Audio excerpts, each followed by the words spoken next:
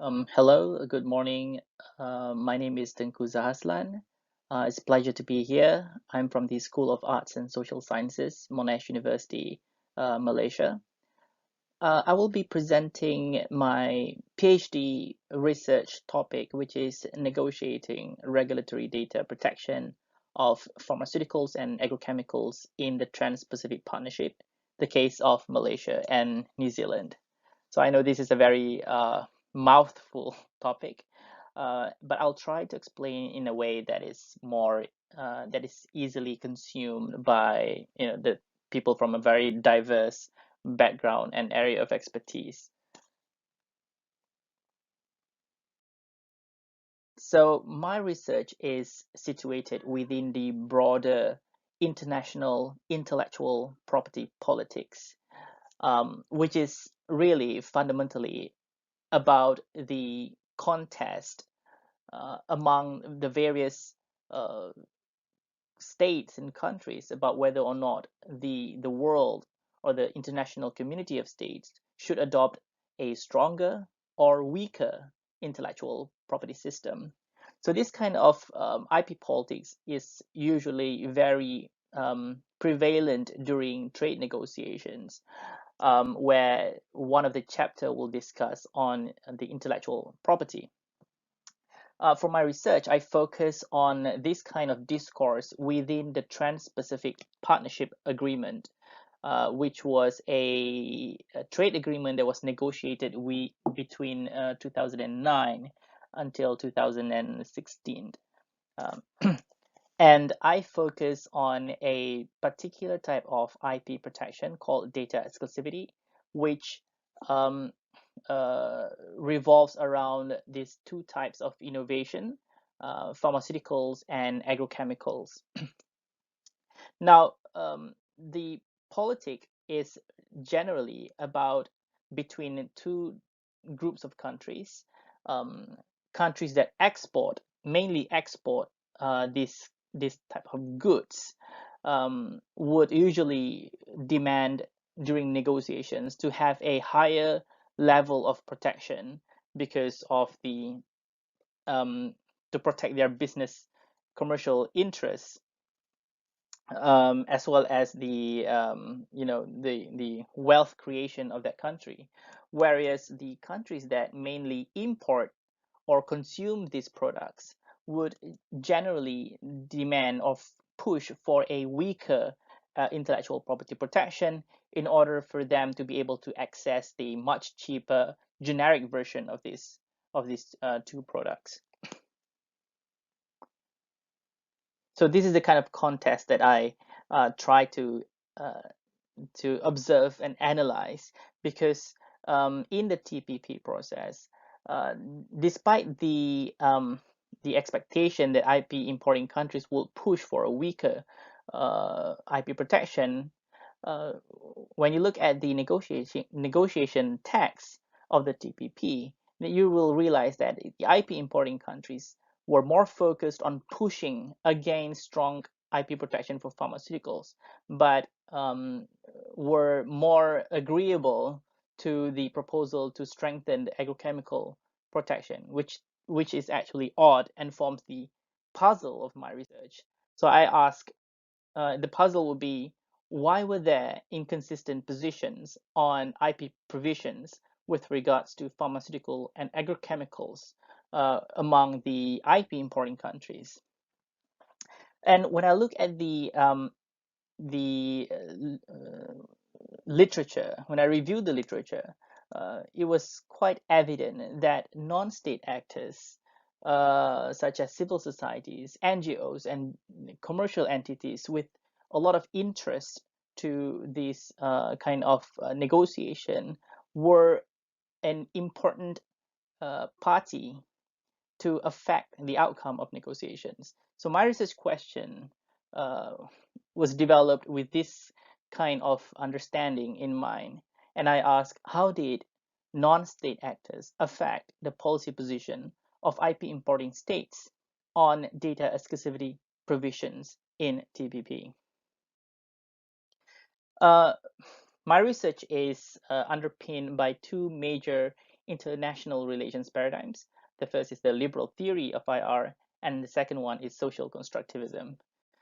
So the liberal theory argues that the configuration of domestic preferences on a given issue, that means what the domestic polity, such as the NGOs and the civil societies at the domestic level, what they wanted, what they preferred, would have a very important causal explanation to how states behave at the international level or at the negotiation table. Whereas the social constructivism provides a lot of theories and insights as to how non-state actors, uh, who are, as we know, motivated by their principled belief on what the outcome of an international negotiation should be, could strategically construct or frame issues in a certain ways so that they become more effective in achieving their normative goals. So this is mainly um, the main idea behind the transnational advocacy networks proposed by Keck and Sicking in 1999, as well as the idea of strategic social construction by Finmore and Sicking in 1998. I use for data collection, I use process tracing, which revolves around looking for the expected observables within a certain period of time. So in this case, I try to look for evidence of NGO mobilization and whether or not they engaged in framing the issue in certain ways and how that influences or changes the state's positions throughout the negotiation. Uh, my data is collected mainly during the period of TPP negotiation, where the evidence were expected to be most prominent or intense. I use two types of evidence. First is documentary evidence, such as the primary sources include official statements and press releases. And also I rely on reports and academic analysis. And this documentary evidence is supported by in-depth, semi-structured elite interviews with key officials who are close to the negotiation, as well as key NGOs that had a very strong interest in the negotiation. So I'm only focusing on the Malaysia pharmaceutical case for this presentation.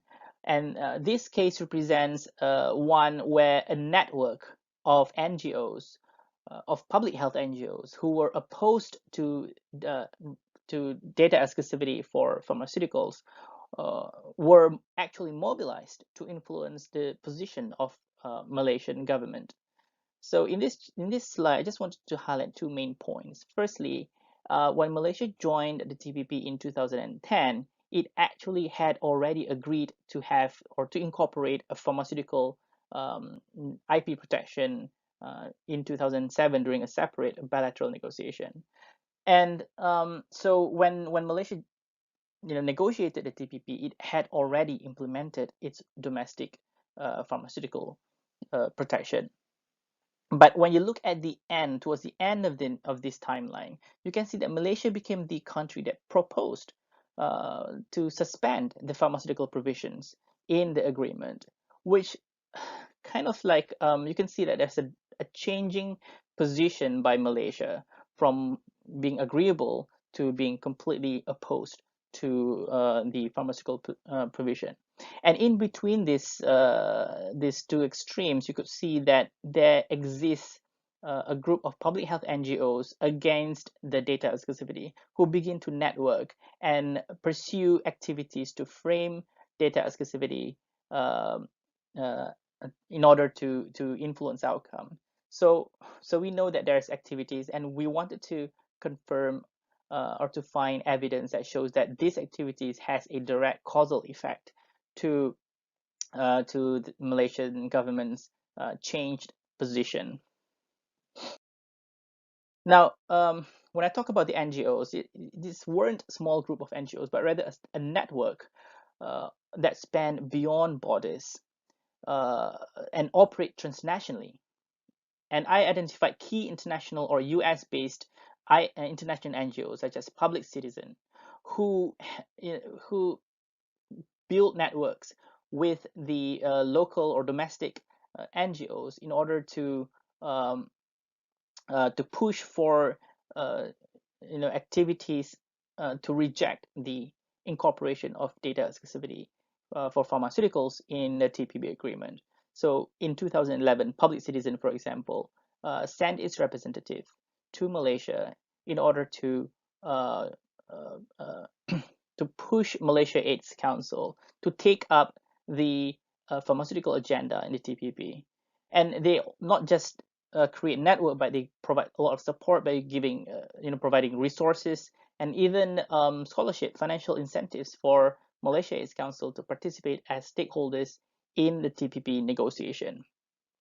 And one important element is that among the NGOs is that they were committed to frame data exclusivity as a provision that would result in high costs of medicines. And this was pushed into the domestic public and other public NGOs and even the political actors. So my analysis involves looking at the NGO preference and throughout the years and how the kind of activities that they do, whether those activities result in increased issue salience and what were the government's position.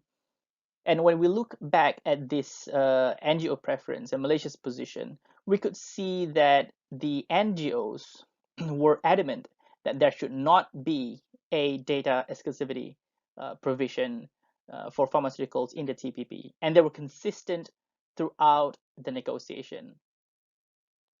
And the Malaysian government, on the other hand, believed that it was possible to find a balance between access to cheaper generic drugs proposed by the NGOs, as well as the need to provide sufficient incentive or protection that will incentivize the innovators to continue to introduce more innovative medicines. And this is generally the argument proposed by the business entities. So while the government agreed with the NGOs, the public health NGOs, that TPP should not increase the price of medicines, it disagreed that the only way is to completely reject the agreement, the provision as a whole. But you could see that throughout the years it was struggling. It struggled to maintain this position, and it was wrestling to satisfy the the position or the preference of both sides throughout the years. And you could see that when the actors, the NGOs, were consistently pushed throughout the years, towards the end, despite the attempt to find a balance, the government became skewed in its position in favor of the NGOs. And finally, in 2017, Malaysia decided to propose for the suspension because it was deemed to be too sensitive to be retained in the agreement. So that shows how the negotiation flexibility was constrained so much that the only way to ensure the agreement would survive ratification is to make sure that the provision is fully suspended. So in summary, Malaysia was exposed to global access to medicines network with strong normative commitment against any proposal that strengthened IP standards. And this has had a material impact in Malaysia's attempt to find the right balance between what the government wanted and what the contending parties wanted. Secondly, the frame that the data exclusivity will increase the price of medicines was so powerful in bringing or raising the sentiment and bring complex street issues like IP to the level of the people on the street. The intensity of the issue at the domestic level has forced Malaysia to reconsider its position, especially when the temperature became too high that ratification process may be threatened. So in short, the case represents the role of NGOs in domestic preference formation and domestic sensitivity of an issue, and suggests that cost-benefit calculation alone may be insufficient to explain policy position. Instead, the interaction between NGO activities and the state's cost-benefit calculation, especially in an extended negotiation such as the TPP, provides a fuller picture to the policy position adopted by Malaysia. And that wraps up my presentation today. Thank you very much for listening.